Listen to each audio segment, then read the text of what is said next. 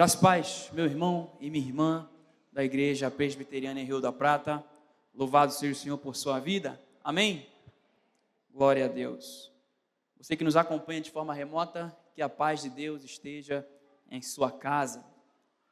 Meus irmãos, passamos agora para a parte em que iremos expor a palavra de Deus nesse culto de janeiro, né? Janeiro, que é um mês dos projetos, um mês das decisões, um mês dos cálculos e também o mês dos gastos, né?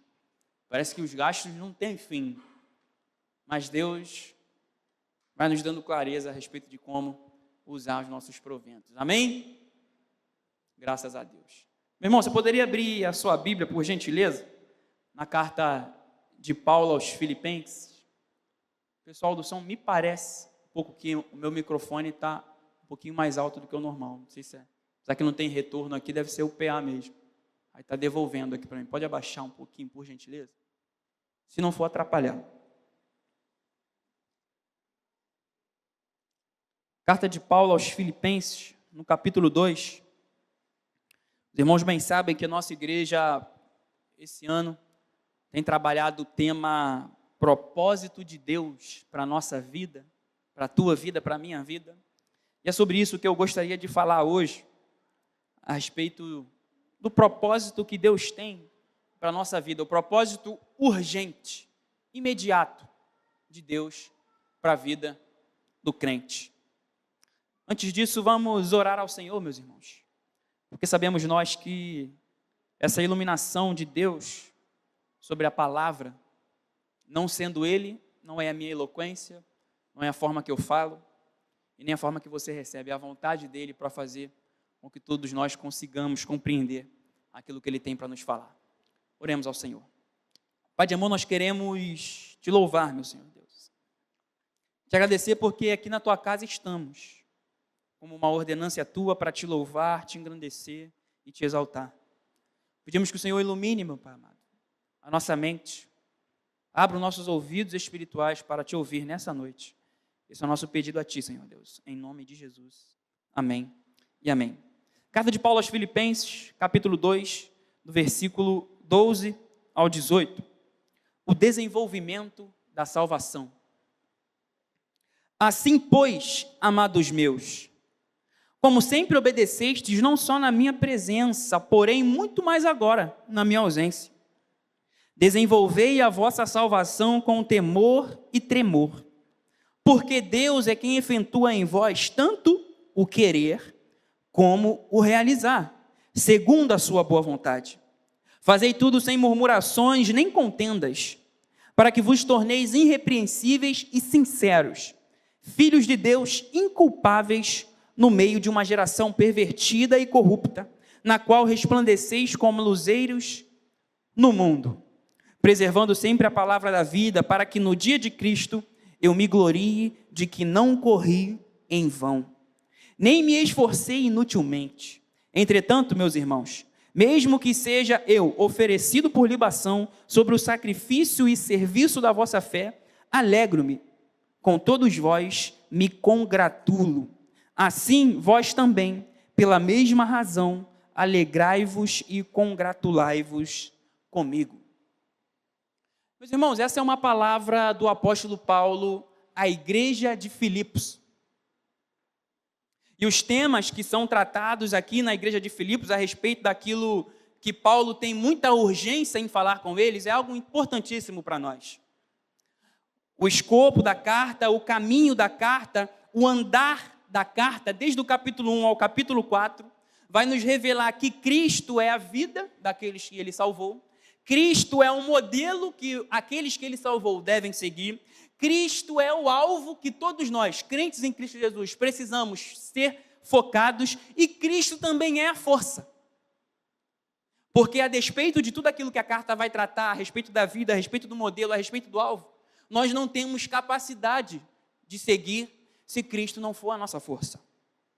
Agora, quando falamos de propósito, quando falamos de um propósito urgente que Paulo vai trabalhar na vida desses irmãos, eu gostaria de recorrer a algo que um psiquiatra austríaco, que viveu nos idos de 1990, e faleceu de forma precoce pelo fato de ter passado pelo campo de concentração. O nome desse profissional é um psiquiatra, ele é Viktor Frankl. Quando o Frankl vai trabalhar a ideia de propósito na psiquiatria ou até mesmo na psicologia, ele vai falar que propósito para ele, no caso que tinha uma cultura judaico-cristã, não era algo que nós perguntamos ou que nós buscamos segundo a nossa vontade. Propósito é algo que nos desperta pelo fato de nós estarmos numa circunstância que precisa ser salva pelos nossos dons e talentos. Ou seja, propósito para Viktor Frankl não é procurar o sentido da vida que está fora de nós. Propósito para Viktor Frankl é reconhecer a nossa circunstância e fazer a pergunta: quem sou eu, o que me foi dado e o que eu preciso fazer agora? Ou seja, propósito de Deus, quando nós falamos de propósito, nós poderíamos falar de algo que nós gostaríamos de conquistar ou gostaríamos de ser. Quando falamos de propósito, nós podemos pensar em algo que somente vai acontecer no futuro, porque o nosso propósito é ser alguma coisa, nosso propósito é ir para algum lugar, nosso sonho, nós podemos talvez confundir propósito com sonho também. Mas Viktor Frankl, esse psiquiatra, vai trazer a ideia de propósito como algo que precisa ser vivido hoje, algo que é urgente. E a conexão que eu gostaria de trazer a respeito da ideia desse profissional, com aquilo que a palavra de Deus e o tema da nossa mensagem quer trazer hoje é: meu irmão e minha irmã, qual o propósito da nossa vida hoje? O que nós devemos fazer hoje para cumprir as ordenanças do nosso Pai? Quais as respostas que nós devemos responder hoje a respeito daquilo que nós estamos vivendo? A conexão com essa ideia de Frankl e a de Paulo é que, assim como Paulo diz para nós desenvolvermos a nossa salvação, nós também precisamos entender que o sentido da nossa vida, ele deve ser descoberto em meio à nossa circunstância atual. As nossas habilidades, a forma com que nós respondemos às urgências que nos são apresentadas, são elas que irão direcionar qual é o propósito urgente da nossa vida hoje. E Paulo aos Filipenses vai dizer no capítulo 1, versículo 6, um versículo interessante e muito conhecido de crentes e não crentes. Paulo vai dizer que ele está plenamente certo de que aquele que começou a boa obra em nós é fiel para completá-la. Depois Paulo, no capítulo 1, versículo 21, vai dizer: porquanto para mim o viver é Cristo e morrer é lucro. Paulo está tratando do propósito da vida dele. Depois, no capítulo 2, versículo 3, Paulo vai dizer: não façais por partidarismo ou vanglória, mas por humildade, considerando cada um aos outros superior a si mesmo. Paulo está falando a respeito do propósito daqueles irmãos que estavam ali em Filipos. Depois, no capítulo 6, versículos 6 e 7, Paulo vai dizer: não andeis ansiosos de coisa alguma, a paz de Deus, que excede todo entendimento, guardará o vosso coração. Ou seja, Paulo vai tratar de algo que para a vida daqueles irmãos era urgente. Paulo vai tratar de algo que para a vida daqueles irmãos precisaria ser vivido a partir daquele momento, do hoje. Paulo vai tratar então do propósito da salvação na vida de cada um daqueles irmãos. Eu separei alguns pontos aqui, meus irmãos e minhas irmãs, para trabalhar a urgência de Deus no nosso propósito em direção à salvação dele. O primeiro ponto que eu gostaria de trabalhar com os irmãos está aqui, no versículo 12 e 13. A urgência na santificação. Perceba que o apóstolo Paulo vai dizer no capítulo 2, versículo 12: assim, pois, amados meus, como sempre obedecestes, não só na minha presença, porém, muito mais agora na minha ausência, desenvolvei a vossa salvação com temor e tremor. Percebe que existe uma circunstância aqui anterior a esse direcionamento de Paulo. Paulo anteriormente vai trabalhar a ideia de ação de graça, do sacrifício de Deus.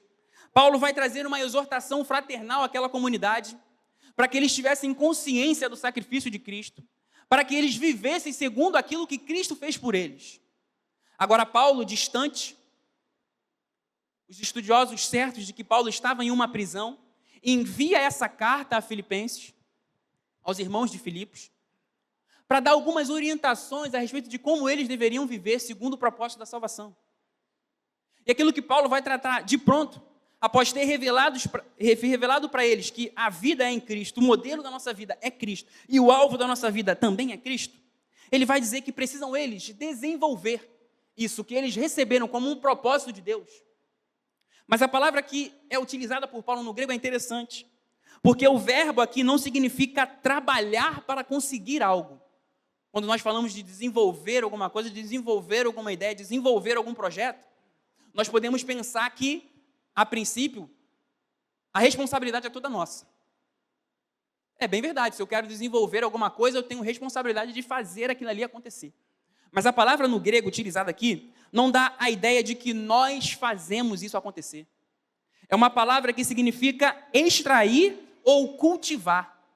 Ou seja, Paulo deixa claro para todos eles que eles receberam a salvação.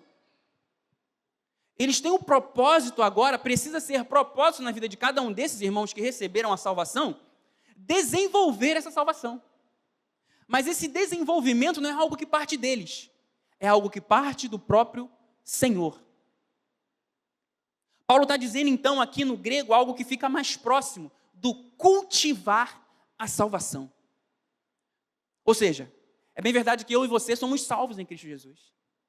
É bem verdade que Ele nos convidou, nos convocou para essa salvação que nós não tínhamos capacidade de receber. Nós falamos aqui hoje na escola dominical que todos nós, perante Deus, estamos como numa balança sem medida. Uma balança que não consegue alcançar o equilíbrio. E o equilíbrio dessa balança acontece quando Cristo morre na cruz do Calvário e nos concede por sua infinita misericórdia e graça a salvação. E por isso Paulo vai dizer a esses irmãos que o propósito da vida deles agora é desenvolver essa salvação que eles receberam, não de modo a conquistá-la, mas essa salvação já foi conquistada por Cristo. Agora precisamos nós cultivá-la. Cultivá-la. É como, a exemplo,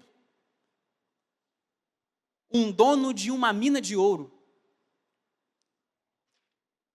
Perceberam o reflexo? Glória a Deus.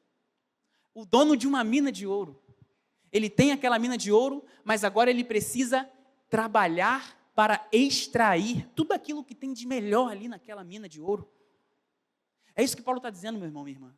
O propósito da nossa vida, o propósito do desenvolvimento da nossa salvação se dá quando nós trabalhamos para tirar o que tem de melhor nisso que Cristo deu para cada um de nós. E lembra que eu disse que propósito ou vocação, né? A psicologia e a teologia também de Martim Lutero vai trabalhar muito a ideia de vocação, que é idêntico à ideia de propósito. E eles vão dizer que a vocação e o propósito, ele é verdadeiro quando nós somamos talentos mais circunstâncias. O nosso propósito, segundo a psiquiatria de Viktor Frankl, como eu citei aqui, nasce da urgência que está nos cercando nesse momento. Não é algo que nós só vamos viver no futuro, mas é hoje. Então Paulo diz a esses irmãos, à vista disso: meus irmãos, é necessário que vocês desenvolvam a vossa salvação com temor e tremor, porque Deus é quem efetua em vós. Ou seja, não é algo que partiu de nós. Não é algo que partiu de nós. Então por isso, meus irmãos e minhas irmãs, é urgente. É urgente para que vivamos o propósito da salvação de Deus, que nós não deixemos a nossa salvação estagnada. Perceba que nós recebemos essa salvação. Perceba que Deus decidiu nos conceder essa salvação de forma gratuita. E agora precisamos nós, como dono de uma mina de ouro, extrair o que tem de melhor, meu irmão, nessa salvação de Cristo Jesus. A exemplo, o que tem de melhor dentro dessa salvação em Cristo Jesus? O que Deus pode extrair de você para que você sirva aos outros? O que Deus pode extrair de você para que você sirva a Ele dentro do seu trabalho? O que Deus pode extrair de você a partir dessa salvação que Ele te concedeu? Para que você cultive ela, para que você faça ela crescer, para que você faça ela abundar. Perceba, Paulo não está dizendo que é algo que você recebeu e precisa e deve ficar estagnado, não. A orientação de Paulo é para que essa salvação que você recebeu, você a desenvolva.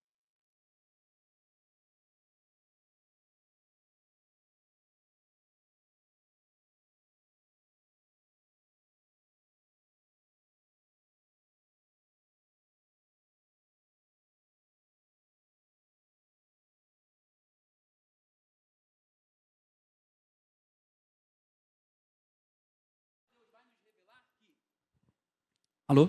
A própria palavra de Deus vai nos revelar que nós devemos seguir e prosseguir em conhecer o Senhor, e mais à frente vai nos revelar que nós devemos ao tentar e buscar alcançar a estatura de varão perfeito. Não que seremos perfeitos, mas que estamos em busca desse desenvolvimento da nossa salvação. Eu não sei você, mas eu tenho muita coisa a melhorar na minha vida.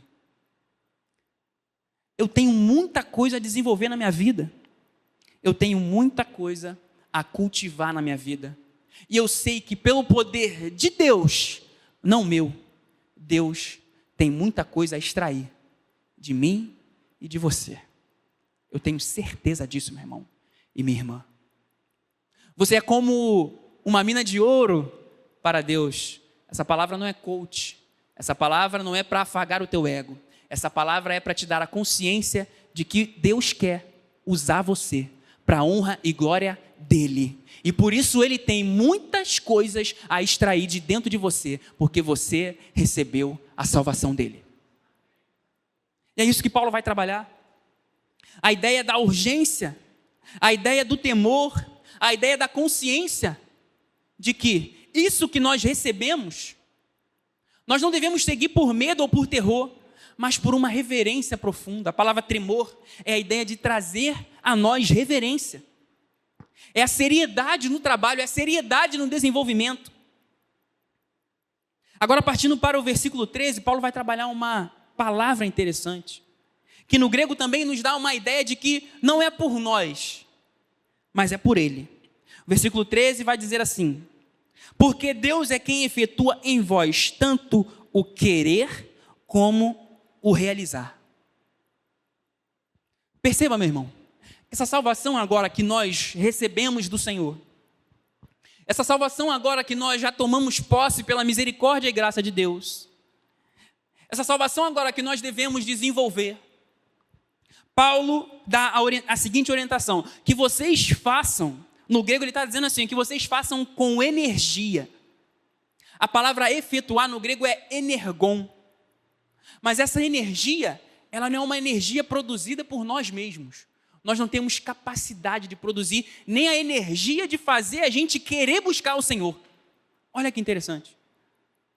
Olha que interessante a lógica que Paulo vai nos colocar. Paulo quer trabalhar a ideia lógica de que a nossa salvação ela é somente pela graça de Deus. E que para nós desenvolvermos a nossa salvação, nós não precisamos somente do nosso esforço, por assim dizer. Paulo está querendo dizer que para que nós consigamos desenvolver a nossa salvação, Deus tem que plantar o desejo no nosso coração. É isso que ele está dizendo. Ele está dizendo no versículo 13, que ele opera em nós tanto o querer como o realizar segundo a sua boa vontade. Agora, é bem verdade, meus irmãos, que após Paulo falar isso, ele nos dá uma promessa também. Essa energia do querer, Deus concede a cada um dos seus filhos. A vontade, essa motivação, o realizar, Deus opera na vida de cada um dos seus filhos. Então nós só trabalhamos, nós só conseguimos alcançar porque Ele trabalhou primeiro. Sem a ação dele, nossa urgência seria apenas um ativismo moral. Então o propósito da urgência, da salvação que nós trabalhamos hoje, é algo que Deus planta no nosso coração. Por isso que por muitas vezes a nossa oração deve ser: Senhor, planta em mim, Pai, o desejo de estar na Tua casa. Planta em mim, Senhor, o amor por Tua palavra. Planta em mim, Senhor, um desejo de todos os dias buscar o Senhor, através da Tua palavra, através da oração, através dos meios de graça. Quais são os meios de graça? A leitura bíblica, quando nós temos a oportunidade de ouvir Deus falar. A oração, quando nós temos oportunidade de falar com Deus. Ou seja, meu irmão e minha irmã, o querer do Senhor cai sobre nós agora como uma promessa de que Ele tem esse desejo de plantar em nós o querer desenvolver a salvação. Deus tem plantado em mim e em você o desejo de desenvolver esse tesouro que Ele colocou em nossas mãos. E à medida da caminhada, como diria o poeta, né? Não existe caminho, o caminho se faz ao andar. Essa é uma poesia de um poeta espanhol que significa que nós encontramos o propósito da nossa vida na caminhada. É no serviço ao outro. É na dedicação a Deus, sobretudo. É na medida em que trabalhamos para a honra e glória dele. Então, meu irmão e minha irmã, a urgência desse propósito da salvação em Cristo Jesus chega na nossa vida hoje. Não para que encontremos o nosso propósito amanhã ou lá na frente, mas para que encontremos hoje, à medida em que nos acheguemos mais a Deus, à medida em que nos achegarmos mais a Deus. Agora eu queria passar para o versículo 14 e trabalhar a outra ideia que Paulo vai trazer de urgência no nosso propósito. Existe uma urgência, meu irmão e minha irmã, que nos é comunicada pelo apóstolo Paulo para que consigamos viver esse propósito.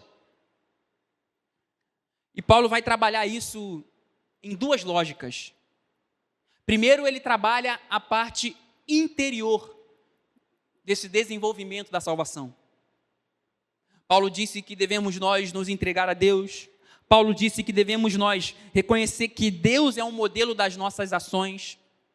Mas agora Paulo vai pular dessa comunicação, dessa mensagem para o meu e o teu interior e vai partir para o nosso exterior. A urgência do nosso propósito agora se dá à medida em que nós fazemos as coisas para o nosso exterior, para a vida, no dia a dia. E Paulo vai dizer no verso 14, capítulo 2, verso 14: fazei tudo sem murmuração. Fazei tudo sem murmuração nem contendas. Interessante que a palavra aqui, murmuração, Paulo vai se utilizar da mesma palavra em que foi utilizada em Deuteronômios.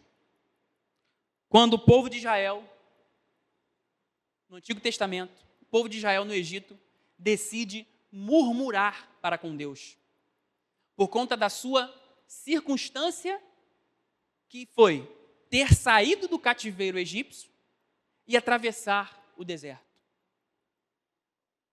Essa lógica de murmuração fez com que o povo permanecesse no deserto pelo fato de estarem murmurando. Essa terra prometida que o povo poderia ter chegado sem murmuração, agora o povo não chega porque decide, em vez de servir ao outro, em vez de responder o propósito urgente do Senhor, decide murmurar. A murmuração aqui então, para que ela se torne um obstáculo. A murmuração se torna um obstáculo para esse desenvolvimento da nossa salvação. Se tem murmuração, se tem reclamação, se tem resmungos, o propósito e o desenvolvimento da salvação fica prejudicado. É isso que Paulo vai trabalhar. E ele, logo após, se utiliza de um contraste. Ele diz: fazei tudo sem murmuração nem contendas no meio de uma geração que é perversa e corrupta, na qual resplandeceis como luzeiros no mundo. Ou seja, existe um obstáculo para que eu e você tenhamos sucesso e êxito no desenvolvimento da nossa salvação. Esse obstáculo é a murmuração. Mas o contraste a essa murmuração é o nosso propósito. O propósito do crente é servir como luzeiro no mundo. Servir como luzeiro no mundo. O profeta Daniel, quando levado cativo para a Babilônia, foi convocado pelo próprio Deus para servir ao povo babilônico e ao rei Nabucodonosor como justiça e juízo em meio ao exílio babilônico. Imagina agora um jovem que é retirado da sua cidade, é retirado dos seus costumes e enviado para um povo inimigo que o capturou. E agora ele precisa trabalhar para esse povo, desvendando sonhos, ajudando na administração do reino, pelo fato de Deus ter o enviado para lá. Da mesma forma que Daniel age ali, revelando os sonhos do rei, demonstrando para o rei que quem os levou para lá foi o próprio Deus, para esse exílio. Daniel se torna um luzeiro em meio às contendas, um luzeiro em meio ao mundo. Daniel agora, ao ser levado para lá com seus 2 amigos, começa a trabalhar em prol do reino. As visões que Daniel decide interpretar ao chamado do rei, a estátua, nós trabalhamos isso aqui na escola dominical, o livramento que Deus dá a Daniel quando ele é jogado na cova dos leões. Deus convoca Daniel para agir no mundo segundo o propósito da vida dele. E o propósito da vida de Daniel, ali no reino babilônico, é servir como um luzeiro no mundo. Ser alguém que vai comunicar a palavra do Senhor. Ser alguém que vai fazer de tudo conforme Deus o ordenara. E ele tem êxito na sua mensagem. A ponto de Nabucodonosor, em algum momento, se converter ao Senhor. Após ter autorizado que o seu povo adorasse em outros deuses, após Daniel ter ido para a cova dos leões, após Daniel ter ido pela fornalha de fogo, depois, posteriormente, a cova dos leões, Nabucodonosor é retirado do reinado, começa a viver como um animal na rua, um doente. Mas Deus, após essa humilhação, decide restaurá-lo. Então Daniel cumpre esse chamado. Daniel cumpre o seu propósito. Imagina Daniel, olhando para a sua circunstância, ele como um jovem profeta, agora no meio do povo babilônico, dizer assim: eu não vou servir a Deus aqui porque eu não estou no meio do meu povo. Eu não vou seguir o meu propósito porque eu não estou no lugar que eu gostaria de estar. Imagina, você fez um projeto para o ano de 2026 e você foi retirado de onde você estava e foi levado para outro lugar. A palavra de Deus para nós hoje é: o nosso propósito é vivido em meio à nossa circunstância atual. Nós não precisamos do ideal para viver os nossos dons e talentos. Nós não precisamos do lugar perfeito para trabalhar, para enviar a mensagem do próprio Deus.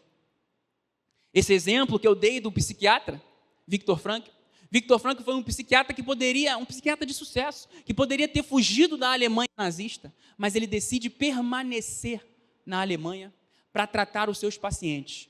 À medida em que ele permanece ali, o governo alemão vai tomando todos os lugares. Viktor Frankl é enviado para a prisão de Auschwitz, uma das piores prisões de todas.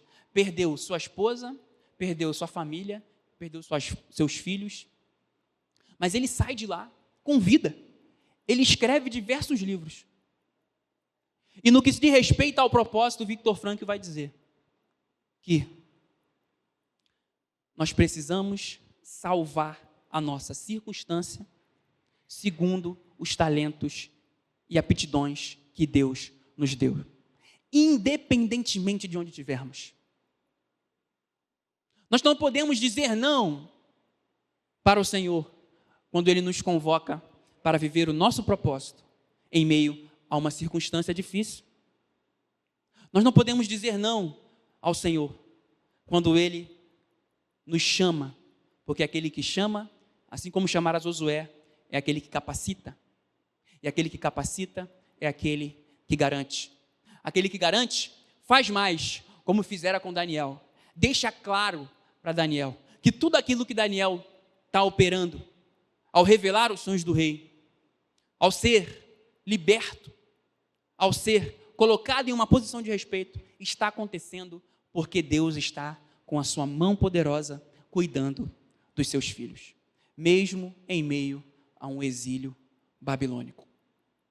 Então, meu irmão, o obstáculo para que vivamos o nosso propósito, o obstáculo para que nós vivamos o desenvolvimento urgente da nossa salvação, que é propósito de Deus para mim e para a tua vida, não pode ser a murmuração. A murmuração não pode fazer parte da nossa caminhada. E o contraste dessa murmuração é Deus nos convocando de forma urgente em um mundo moralmente escuro e desorientado. Deus convoca os cristãos a brilharem, meus irmãos. Não é uma opção, é propósito da igreja do Senhor. É propósito da igreja do Senhor. Agora, Paulo vai dizer algo interessante. Paulo demonstra para nós uma lógica e agora ele dá a finalidade dessa lógica. Uma sentença e agora ele dá uma finalidade para essa sentença. No capítulo 13, 14, ele diz: Deus efetua em vós tanto querer como realizar. No 14, ele diz: fazei tudo sem murmuração. É uma orientação. Mas Paulo agora vai dizer o porquê disso. Ele vai falar o seguinte: fazei tudo sem murmuração nem contendas, para que vos torneis irrepreensíveis e sinceros. Para que vos torneis irrepreensíveis e sinceros. A ordenança, o direcionamento de Paulo, não termina só ao colocar um contraste e um obstáculo. Paulo revela nossa identidade de luzeiros, de luz do mundo. E agora Paulo nos dá uma ferramenta, um direcionamento, que é a preservação da palavra de Deus. E ele vai dizer: para que vos torneis irrepreensíveis e sinceros, filhos de Deus, inculpáveis no meio de uma geração pervertida e corrupta, na qual resplandeceis como luzeiros no mundo. É um chamado para mim e para a tua vida. O Evangelho de João vai citar diversos adjetivos para Cristo. Cristo é o caminho. Cristo é a porta. Mas tem um momento que ele vai dizer que Cristo é a luz. Mas esse mesmo atributo que João dá a Jesus, ele decide também dar aos seus seguidores. E ele vai dizer que nós somos também a luz. Mas a pergunta que fica é: como eu consigo ser algo que somente o próprio Cristo pode ser? Existe uma explicação que nós podemos trazer para que possamos compreender essa lógica. Os irmãos bem sabem que a lua, o astro físico, não tem luz própria. A luz que reflete na lua é a luz do sol. E a mesma lógica da lua para com o sol é a lógica da luz do próprio Cristo para a minha e a tua vida. A luz que o seguidor de Cristo reverbera e resplandece é a luz do próprio Cristo. Nós refletimos o brilho dele. Nós trabalhamos para a glória dele. E Deus te convoca, meu irmão, hoje, para viver esse propósito, de desenvolver a tua salvação reconhecendo que você é luzeiro para o mundo. Luzeiro para o mundo. Você é a esperança para o desesperançado.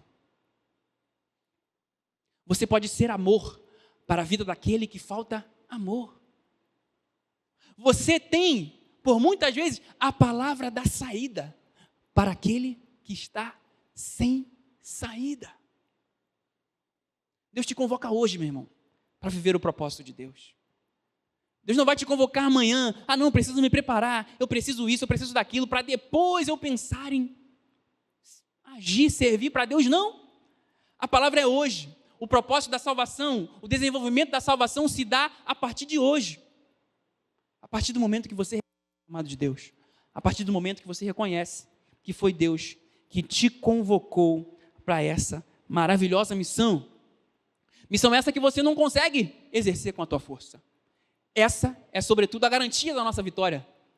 Não é pela força do nosso próprio braço, mas é pela força de Cristo Jesus na nossa vida. Interessante que a palavra, no versículo 16 aqui, preservando a palavra da vida, para que no dia de Cristo eu me glorie de que não corri em vão, nem me esforcei inutilmente. Percebe que nessa corrida para a salvação, Paulo vai trazer a ideia de preservação da palavra. O verbo aqui pode significar algo como estender a palavra, mas estender ela a ponto de alargá-la. Alargar ela a ponto de fazer com que ela chegue a mais pessoas. Paulo está trazendo a ideia de que a nossa preservação na palavra, no contexto do luzeiro, no contexto daquele que leva a palavra para oferecer a vida de outras pessoas, nos dá sentido para a vida. Nos dá sentido para a vida. E quando o sentido na nossa vida, meu irmão, é louvar a Deus, é engrandecer o seu nome, é tudo aquilo que tocarmos, tudo aquilo que fizermos, ser para a honra e glória dele, nós preservamos a palavra da verdade. salmista no Salmo 126, após sair desse exílio babilônico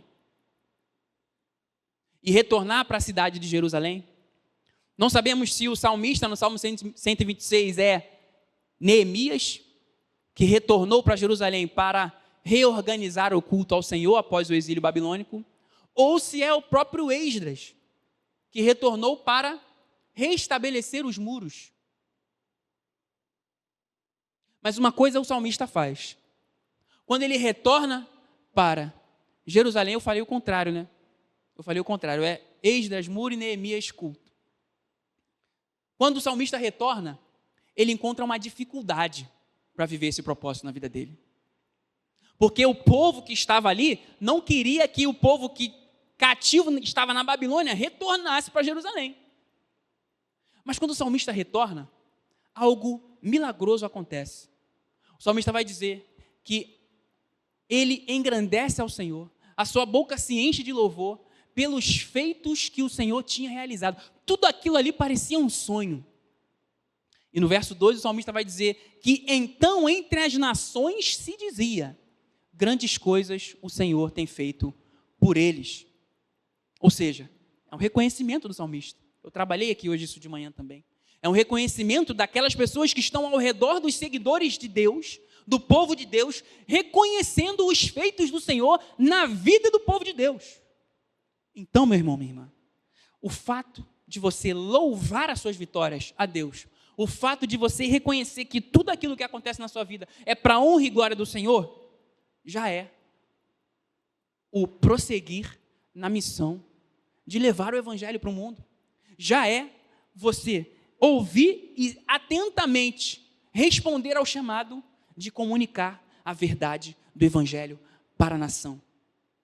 Quando nós louvamos ao nosso Deus pelo dia, quando nós engrandecemos o Senhor pela beleza da criação, esse reconhecimento que damos a Deus faz o ímpio olhar para nós e reconhecer os feitos do Senhor na nossa vida. Agora, os irmãos lembram que, à guisa de introdução, eu disse que, muito provavelmente, não, certamente, o apóstolo Paulo estava em uma prisão quando decide enviar essa carta aos irmãos de Filipenses. Então, Paulo, no versículo 16, dentro da prisão, vai dizer o seguinte: meus irmãos, preservando a palavra da vida, para que no dia de Cristo eu me glorie de que não corri em vão, nem me esforcei inutilmente. Entretanto, mesmo que seja eu oferecido por libação sobre o sacrifício e serviço na vossa fé, alegro-me e com todos vós me congratulo. O que Paulo está querendo dizer nesses dois versículos? Primeiramente, Paulo está dizendo que o chamado de Deus para a nossa vida é um chamado que não pode nos levar ao final da nossa carreira, nos levar a olhar para trás e dizer que nós agimos de forma inútil, não demos uma resposta à altura daquilo que Deus fez por nós. Ou seja, isso acontece por muitas vezes na vida do crente, quando ele acha que ele só pode viver o propósito de Deus quando ele chegar a um determinado patamar. Mas quando ele chega àquele determinado patamar, ele quer outro patamar. E quando ele está já sem força para agir no mundo, ele olha para trás e fala: eu perdi muito tempo. Eu perdi muito tempo. O apóstolo Paulo está na prisão dizendo que os irmãos e ele não podem viver dessa forma. E a orientação mais para frente de Paulo é: meus irmãos, eu vivo segundo aquilo que Deus tem para mim. Eu estou agora, muito provavelmente, sendo oferecido por libação, ou seja, eu estou numa prisão que pode, num julgamento, acarretar na minha morte. É isso que Paulo está dizendo, oferta por libação. Ele está usando um termo do Antigo Testamento que era utilizado quando iam sacrificar um animal e jogavam sangue, o vinho, simbolicamente, em cima do animal. Paulo está dizendo que ele ali naquela prisão, mesmo ele não tendo morrido, ele está dizendo que, se for da vontade de Deus que isso aconteça na vida dele, ele vai receber de bom grado. Mas por que ele está dizendo isso? Ele está dizendo isso porque ele reconhece que aquilo que ele viveu até ali, Até o fato dele estar na prisão era uma oportunidade dele divulgar o evangelho naquela circunstância. Perceba como isso é real para mim e para você. Assim como foi na vida desse psiquiatra que eu disse, que no campo de concentração não cuidava somente dos judeus que estavam sendo massacrados, mas também cuidava dos soldados alemães. Existem relatos nos livros desse psiquiatra que ele demonstra que ele recebeu aquele chamado do Senhor, o seu trabalho, a sua vocação, e ele não impede, ele não deixa com que aquilo ali, aquela circunstância de morte, de tragédia, acabasse com aquilo que Deus tinha para ele. O apóstolo Paulo nos deixa claro isso, que mesmo em meio à prisão, mesmo ele, muito provavelmente, na cabeça dos juízes e de todos aqueles que tinham prendido Paulo, após açoites, após diversas investidas, poderiam querer a morte dele. Mas o convite de Paulo não é um convite à tristeza. O convite no capítulo 18 de Paulo não é um convite que é uma resposta lógica à sua circunstância. Agora Paulo vai dar uma resposta ilógica à sua circunstância. Paulo está preso. Paulo poderia ter sido morto. Não foi nessa ocasião, foi em outra ocasião morto, em prisão. Mas não foi nessa ocasião. Mas Paulo poderia estar ali aflito, porque ele estava preso. Mas a orientação e o convite que Paulo vai nos fazer no verso 18 é um convite à alegria. Um convite nesse desenvolvimento da salvação, não viver, ainda em meio à tempestade, ainda em meio a circunstâncias difíceis, não viver de forma triste. Então no verso 18 Paulo vai dizer: assim vós também, pela mesma razão, alegrai-vos e congratulai-vos comigo. Ou seja, o chamado e o desenvolvimento da salvação da vida do crente, mesmo em meio às dificuldades, na vida de Paulo, mesmo em meio à prisão, é um chamado, meu irmão, minha irmã, a alegria. E Paulo então termina esse texto com esse impelativo. É um imperativo, é um direcionamento verdadeiro, é uma ordenância. Mesmo diante a morte iminente, a urgência suprema do propósito do crente é a alegria. A alegria que transcende, ultrapassa todo e qualquer entendimento. Paulo vai dizer em Filipenses, capítulo 4, versículo 13: tudo posso naquele que me fortalece. Muitos de nós conhecemos esse texto, não é verdade? Muitos crentes e não crentes. E você sabia que esse é um dos textos mais tirados do contexto da Bíblia? Porque, primeiramente, aquilo que nos parece é de que o crente pode conquistar todas as coisas. Quando Paulo vai dizer que tudo ele pode naquele que o fortalece, pode parecer a vida de um não crente, até mesmo de alguns cristãos neófitos. O propósito de Deus é nos conceder tudo aquilo que desejamos. Mas não é isso que Paulo está querendo dizer. Paulo estava numa prisão quando escreveu isso. Paulo estava numa circunstância ruim quando escreveu que tudo ele poderia naquele que o fortalece. Paulo estava em um momento de patíbulo de horror quando disse que tudo ele podia naquele que o fortalece. Paulo está querendo dizer, meus irmãos e minhas irmãs, que pelo poder de Cristo na vida dele, pela presença do Espírito Santo na vida dele, tudo ele tem o poder de suportar, de sofrer, de aguentar, porque quem sustenta ele é o próprio Cristo. Nós podemos, meus irmãos, viver o propósito de Deus ainda em meio à dificuldade. Nós podemos, meus irmãos e minhas irmãs, viver aquilo que Deus nos chamou para viver, mesmo em meio a circunstâncias difíceis, porque Deus nos sustenta e Deus é o nosso Deus Supremo. Sofrimento, então, meus irmãos, é não é sinônimo de abandono de Deus. E o propósito de Deus, nós podemos viver ainda em meio ao sofrimento. O que esse psiquiatra que eu disse descobriu no campo de concentração, meus irmãos, é que nós não podemos mudar uma situação, por muitas vezes. Dor, prisão, como o apóstolo Paulo, luto, tristeza, abandono.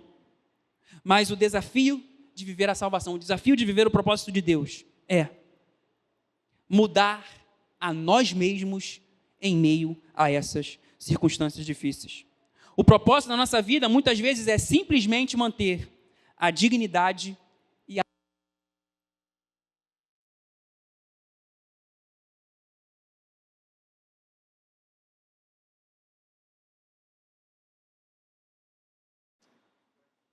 Som. Eu estou falando muito, estou acabando com todas as baterias. Será por isso? Estamos caminhando para o final. O propósito de Deus, então, meus irmãos, pode ser vivido em meio ao sofrimento. A vocação da vida do crente, por muitas vezes em meio ao sofrimento, é manter-se em fé. Porque por muitas vezes nós não vamos mudar a nossa circunstância, mas nós conseguimos mudar a nós mesmos para enxergar essa circunstância ruim, de luto, de dor, de abandono e de sofrimento, como uma oportunidade para louvor e honra do nosso Deus. O que fica claro para nós, meus irmãos, portanto, é que existe um propósito urgente para nossas vidas. O propósito de Deus para o seu eleito é desenvolver essa salvação, é de viver o chamado e sermos luz para esse mundo que está em trevas. É de sermos mensageiros da justiça, é de sermos mensageiros dessa graça de Deus que nos abunda. Então, nossa vocação, nosso propósito é urgente. Não é para vivermos lá na frente, é para vivermos hoje. Porque esse chamado, essa vocação, esse propósito, ele é sustentado pelo próprio Senhor. E a pergunta que eu quero deixar para você nessa noite, desse encerramento, é: o que Deus tem te chamado para fazer? Qual é a convocação que Deus tem feito para você? O que Deus tem te alertado, meu irmão, para responder hoje ainda, não amanhã, não depois. No que se refere ao desenvolvimento da nossa salvação, o que Deus tem martelado e evidenciado para a sua vida? Que você se dedique mais à leitura bíblica? Que você se dedique mais à oração? Que você se empenhe mais na comunhão dos santos? Para que você experimente aquilo que por muitas vezes você tem falta. É na comunhão que muitas vezes recebemos aquilo que tanto precisávamos, mas que deixamos passar, porque desperdiçamos muitas oportunidades. O que Deus tem te convocado, meu irmão e minha irmã, dentro dessa caminhada para a salvação, dentro desse propósito de desenvolvimento da sua salvação? Essa pergunta eu deixo para você nessa noite. O que Deus tem te chamado para fazer hoje? Amém? Curve sua cabeça, que eu irei orar por você nessa noite.